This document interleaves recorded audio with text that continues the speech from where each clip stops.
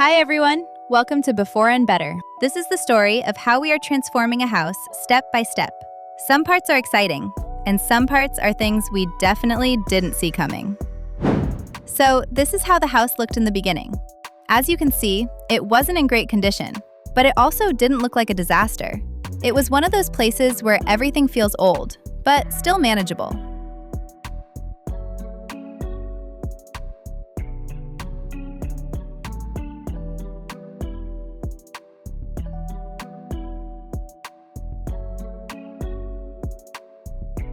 The house consists of 3 bedrooms,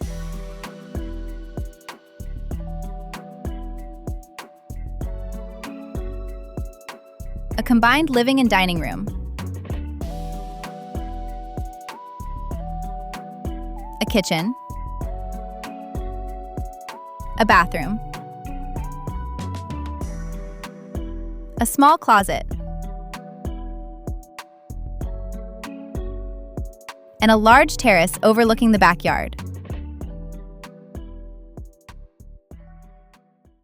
Although we had already removed the old furniture and stripped the wallpaper from the walls, there was a really strong smell in the house, and we couldn't figure out where it was coming from.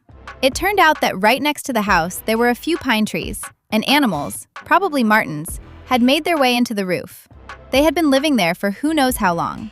The roof was extremely old, made of asbestos sheets, and it was damaged, so they had easy access. The ceilings inside the house were made of straw panels covered with plaster.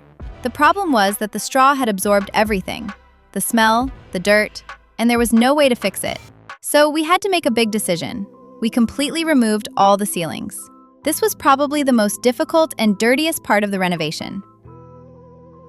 From the ceilings, stones, dog food, and even bones from dead animals were falling down. Despite the progress, this delayed the renovation by another 3 months. After removing all the dirt, we kept the main structure. From the top, we installed wooden boards to support and insulate the stone ceiling structure.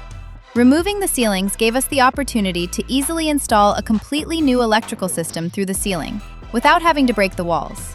After we closed everything with drywall, the smell completely disappeared. But we were far from done. The next step was insulating the house. This time, we decided to trust a professional to handle the job. And even so, that's when we made our first real mistake. It turned out that winter is actually the worst possible time for this kind of work. The moisture and low temperatures don't allow the plaster to dry properly, which means it simply doesn't stick to the insulation. We had to cover the entire facade with large protective sheets to try and shield it from the weather. But despite all our efforts, we still couldn't save everything.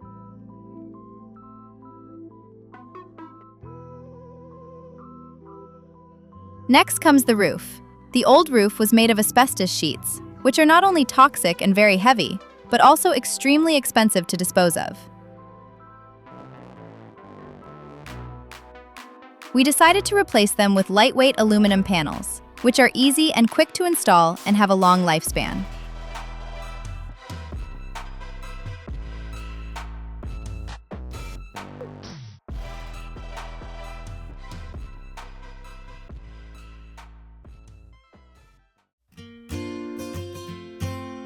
The new roof, combined with the new facade, gave the house a completely new look.